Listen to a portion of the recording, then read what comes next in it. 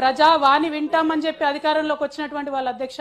ఢిల్లీ వాణి వింటురు తప్ప ప్రజావాణి వింటలేరు అధ్యక్ష 65 రోజులల్లా కేవలం ఒకసారి ముఖ్యమంత్రి గారు ప్రజావాణికి పోతే ఢిల్లీకి మాత్రం వారానికి 2 సార్లు పోతా ఉన్నారు అధ్యక్ష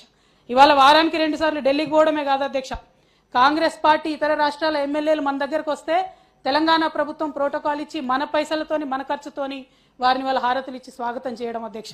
అట్లానే రాహుల్ గాంధీ గారు బస్సు యాత్ర చేస్తే మన తెలంగాణకి వెళ్ళి బస్సులు పోతాయి అధ్యక్ష అట్లానే మొత్తం యావన్ పూరా భారతదేశం వ్యాప్తంగా ఉన్న కాంగ్రెస్ పార్టీ యొక్క ఖర్చంతా కూడా తెలంగాణ రాష్ట్రం ఒక ఏటీఎం లాగా ఇలా కాంగ్రెస్ పార్టీకి మారిందని చెప్పి మేము చెప్తా ఉన్నాం అధ్యక్ష ఏం జరిగింది 65 రోజులలో ఒకసారి ఆలోచన చేసుకోవాలి అధ్యక్ష